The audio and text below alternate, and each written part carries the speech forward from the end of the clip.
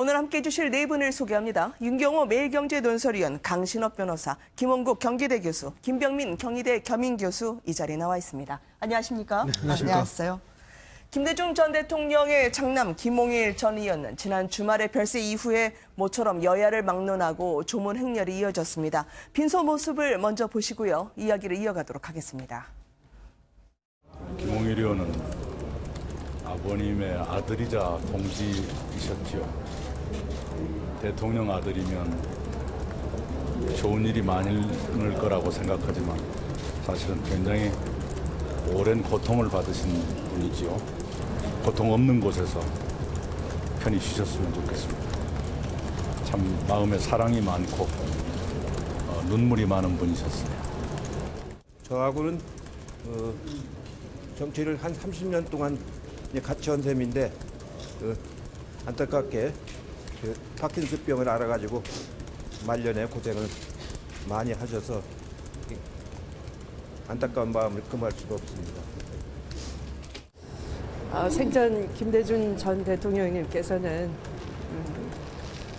당신의 아픔보다 아드님의 희생과 헌신을 무척 안타까워하셨습니다.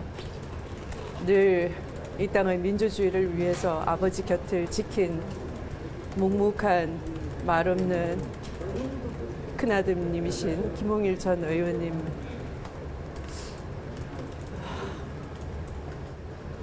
평화를 소망하시면서 평생을 바치신 김대중 대통령님, 하늘나라에서 함께 이승에서 누리지 못한 그런 평안과 행복을 누렸었으면 좋겠습니다. 선친 김대중 전 대통령을 닮은 인생 역정을 걸었던 분이죠. 김홍일 전 의원 같은 경우에는 71세를 일기로 별세를 했는데요. 어떻습니까? 지금 김 교수님, 네. 이제 어디로 안치가 되실지 내일이 발인이라서요. 많은 기사가 또 나오더라고요. 네, 유족 입장에서는 당연히 5.18 국립묘지에 안장되기를 원하는 상황인데요. 이 국가보훈처에서 최종적으로 국립묘지 안장에 대한 심의를 진행해야 되고 있는 상황으로 보입니다.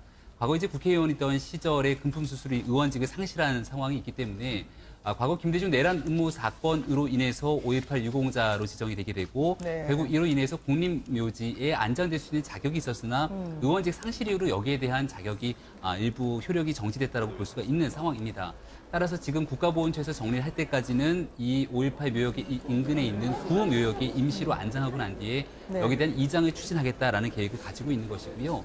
아버지인 김대중 전 대통령과 함께 사실 민주화 운동에 헌신하는 과정 속에서 이 모진 고문 끝에 여러 가지 후유증을 알았고 그렇죠. 네. 파킨슨병이 결국은 이 심화되는 과정 속에서 이 안타까운 죽음을 맞게 됐는데요. 이렇게 민주화를 위해서 헌신했던 그런 노력에 대해서 지금 수많은 정치인들 여야 가리지 않고 많은 분들이 장례식장에서 조문하고 이 유족들을 위로하고 있는 그런 상황으로 볼 수 있습니다. 네. 김홍일 전 의원이 이 평소에 자서전을 통해서 대통령 아들이란이라는 부분을 언급했더라고요. 영광이 아니라 멍해였다라는 부분이 많은 분들의 가슴을 칠 것 같습니다. 그렇습니다. 예, 본인의 자서전에서 스스로가 그렇게 얘기한 게 과거에 이를테면 김대중 대통령이 박정희 전 대통령 시절에 네. 독재 정권에 항거하면서 민주화 투쟁을 하면서 당했던 고초, 그리고 80년에 또 내란 음모 사건으로 몰려가지고 역시 당했던 고초, 뭐 이런 것들 다 함축하는 얘기 같은데, 전 대통령의 아들이라는 게 사실 숙명인 것 같아요. 김영삼 대통령의 아들인 김현철 씨도 아까 조문하는 모습 잠깐 화면에 보이던데요. 네. 김대중 대통령의 아들 중에 세 분 중에 두 분은 국회의원을 했죠. 그렇죠. 그리고 김홍일 의원은 두 번은 지역구에서 국회의원을 했고 한 번은 비례대표를 했는데 그때마다 사실 반대가 만만치 않았습니다. 네. 처음에 사실은 김홍일 의원이 14대 때 처음 지역구 네. 진출을 했는데 그 이전에도 내부에서는 검토가 있었고 추진이 있었는데 김대중 대통령의 측근들조차도 강력히 만류를 했어요. 오히려 여론이 더 안 좋아질 수 있다. 바로 이게 이제 대통령 아들이 갖는 그 숙명적인 어찌 보면 처신의 제한이고 네.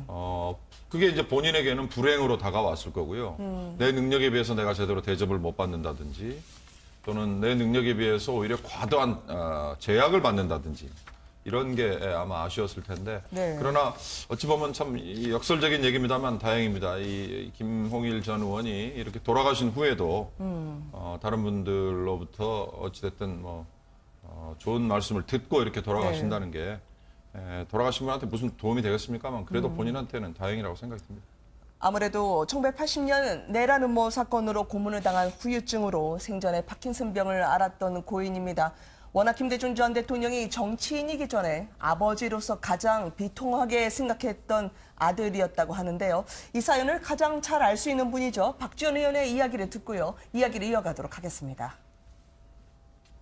사실 저하고 둘이 앉아서 내가 왜 정치를 했던가, 내가 왜 대통령이 되었는가. 나는 성공했다고 볼 수 있겠지만 우리 아들들, 특히 우리 큰아들 홍일이를 보면은 가슴이 에어져서 살 수가 없다. 정치적으로 김대중 대통령은 어떻게 됐든 대통령까지 돼서 성공했다고 할 수 있겠지만 우리 아들들은 뭐냐, 우리 홍일이는 뭐냐 하는 그런 애잔한 말씀을 많이 하셨습니다. 김홍일 의원에 대해서 여러 가지 애잔한 마음이 있을 때는 눈물을 흘리시는 그런 모습을 수차례 보았습니다. 쇼크를 받을 수 있으니까 보고를 안 드렸지만 심지어 지금 7개월 되는 제 아내의 사망 소식도 여사님께서는 모르고 계십니다. 제 아내를 꼭 미세스 박이라고 부르시는데요. 병원에 있었는데 어쩌냐.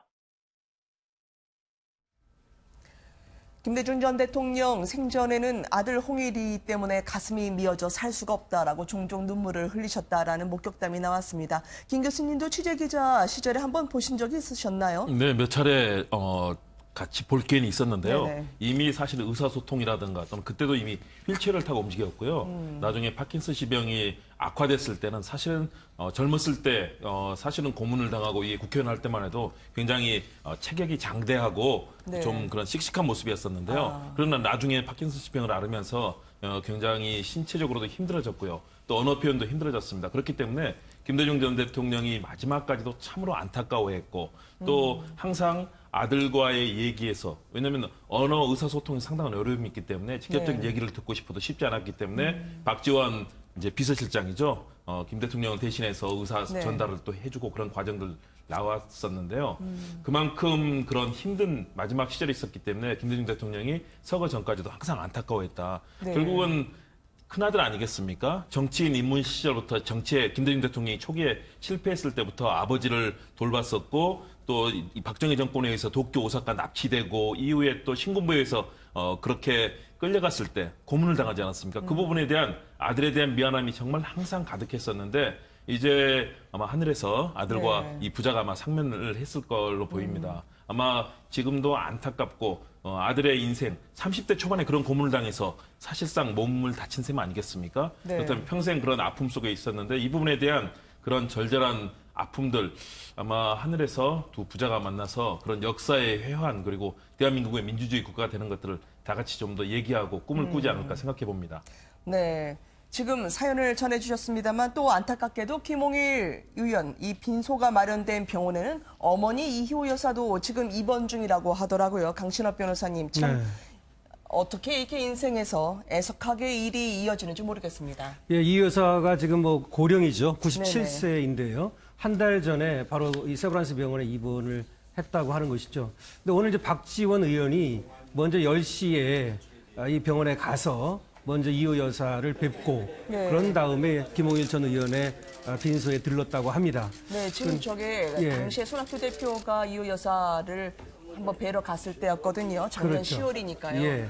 벌써 5, 6개월 전인데 그때만 하더라도 참 정정하셨는데요. 물론 지금도 쾌유하실 거라 믿습니다. 그렇죠. 입원은 이제 한 달 전에 했고요. 사실은 위독설이 나왔지만 한 매체가 보도를 했는데요. 그래서 의사소통이 불가능한 상태라고 얘기했지만 그것은 아니고요. 지금 일반 병실에 입원해 있고요. 그리고 박지원 의원이 방문을 했을 때 눈을 뜨시고 왔어라고 이렇게 오셨어요라고 얘기를 했다는 것이죠. 그래서 얘기처럼 그렇게 아주 위독한 상태는 아닌 것으로 보이는데요. 하지만 아까 얘기했듯이 박지원 의원이 충격을 혹시 이호 여사께서 받으실까 봐 김홍일 전 의원의 타계 소식은 전하지 않았다. 이렇게 얘기하고 있습니다. 네.